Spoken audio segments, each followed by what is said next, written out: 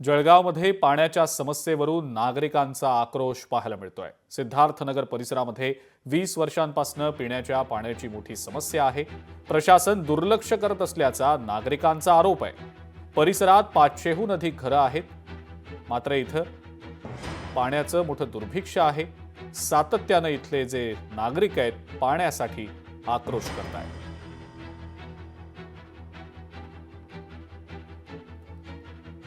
आणि याबाबत इथल्या महिलांशी आमचे प्रतिनिधी सुमित देशमुख यांनी संवाद साधला, आपण पाहूया। जळगाव महानगरपालिकेच्या हद्दीत असलेलं रामेश्वर कॉलनी आणि या रामेश्वर कॉलनीतील सिद्धार्थ नगरमध्ये गेल्या 20 वर्षापासून या ठिकाणी नागरिक रहिवासी करत आहेत। 20 वर्षापासून या ठिकाणी यांची स्वतःची घरं आहेत आणि घरपट्टी देखील महापालिका या ठिकाणी देत असते आणि हे येथील नागरिक जे आहेत हे घरपट्टी भरत असतात।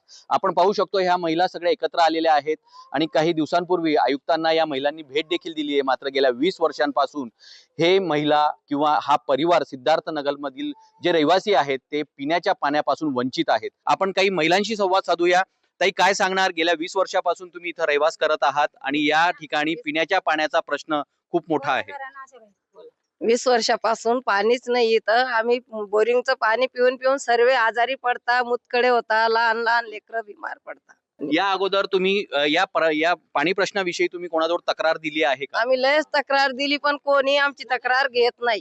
कोणाला तक्रार दिली तुम्ही? आम्ही नगरपालिकामध्ये तक्रार दिली। आम्ही आता इथं साहेबांना भेटून आले, तिथं पण तक्रार झाली, पण कोणी अजूनपर्यंत कोणी आलं नाही इथपर्यंत आम्हाला सांगायला। मी म्हातारी बाई, मी इतक्या लांब जाते, खाली नाल्याच्या खाली कोणी पाणी भरू देत नाही, हाकलून देता, गुडघे दुखता, हातपाय दुखता, कितपर्यंत जाते ना कितपर्यंत येते ना। आम्ही बरसात मध्ये लय घाण होते, आम्हाला पाणी पाहिजे म्हणजे पाहिजे। पिण्याच्या पाण्याच्या प्रश्नासंदर्भात अनेक ठिकाणी तक्रार देऊन देखील या तक्रारीवर कोणीही निवारण केलं नाही, म्हणून या महिलांचा या ठिकाणी संताप आपण या ठिकाणी पाहिलेला आहे।